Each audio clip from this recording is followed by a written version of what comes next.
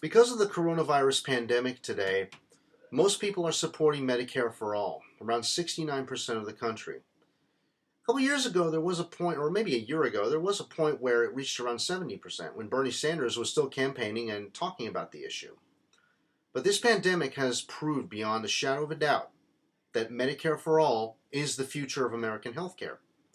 Now, for those out there who might not understand Medicare for all in detail, I'm going to use this video to break it down a little bit for you so you can understand it better. Medicare for all is essentially a tax-funded healthcare system, much like they have in the rest of the developed world. Every other country, every other developed country, has one version or another of a universal single-payer healthcare system. Now, in some cases, it doesn't always reach out as far as it could. Take the Netherlands, for example. Their free healthcare is only available for children. All right, but once you're an adult, once you reach adulthood in the Netherlands, it's much more like Obamacare. You do have to purchase your own insurance. The other example that's a little similar to that is Australia. Now, Australia has a much better version of a single-payer system, but there are provinces in Australia where private insurance is allowed. Similar in Canada, although Canada is a little bit more restrictive on that, because Canada, their Medicare for all system, or their single-payer healthcare system, their national health system, it's dental and vision and other types of elective procedures are not typically covered, and it varies by province.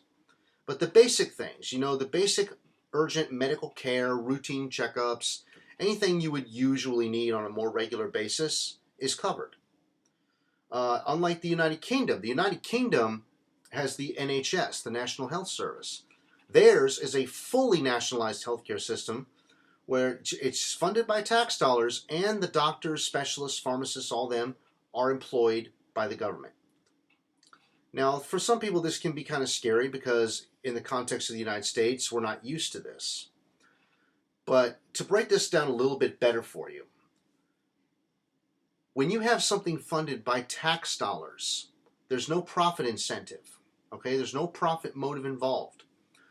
And so when you want to provide health care to somebody, this is something they need urgently, okay? This is something that is directly linked to their physical, mental, or physiological well-being.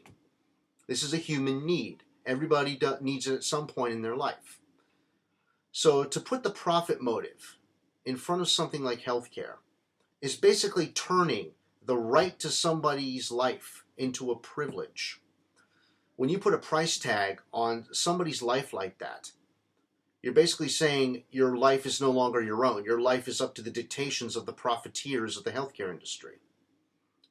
So this is why it makes sense to have a Medicare for all system on a moral level.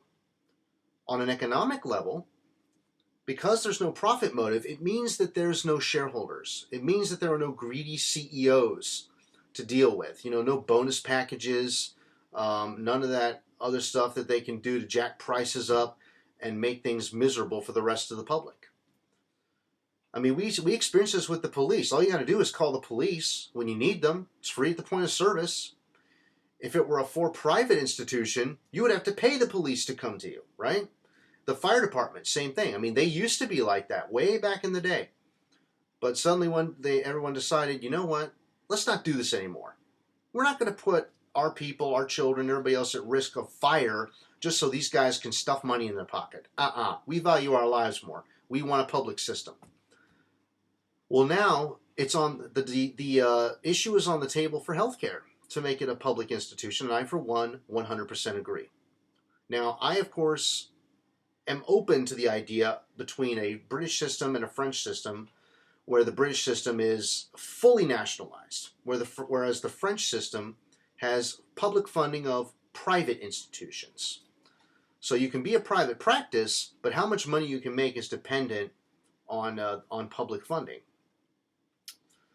Now, one of the things you can do to lower the cost of healthcare is bring back house calls. Okay, and this is an opinion I have. This is with a video I did with a friend of mine, Chris Garrow. Anybody who knows him on Facebook, or you can follow him on Instagram. You can also go to ourvoiceusa.org, and he's one of the publishers on that site. Well, we did a video there, and we discussed in passing, really, the issue of house calls. Now, it was very common way back in the early days, where a doctor would come to the patient's home to tend to them rather than having to drive to the doctor's office or to a hospital. Now, the logic behind this is pretty simple. If you have a house call protocol as part of a Medicare for All system, you lower the cost of the whole system because you're not driving to a facility. You're not having to pay for the lights, the air conditioning, the beds, the cleaning, all the maintenance and everything else that goes into paying for an enormous facility. Okay, anybody who pays rent in an apartment complex knows what I'm talking about. So that's one way you can lower the costs. And again, as I alluded to earlier, you can do it by legalizing, taxing, regulating all drugs, of course. You know, they're legalizing marijuana across the country as fast as humanly possible, and there's push now to get magic mushrooms investigated, studied, and see if there's something that can be done with that. So we're on the fast track for that. Now, another thing, and this is going to sound like I'm going off in a bit of a tangent, but I have an idea for Medicare for All as to how we can get more hospitals, more medical centers, and that is once we legalize, tax, and regulate all drugs, we condense the prison population as we let out all the drug offenders. And what that'll do is condense the prison population to the point where we can free up a lot of those facilities and turn them into medical centers as part of, a Green New Deal as well as Medicare for All. So you can refit these facilities to run on green energy where they serve the purpose of healthcare. Any kind of healthcare. It could be the physical healthcare, the physicians, the psychiatry, drug addiction, anything, pediatrics, anything you would need in healthcare, you could use them for.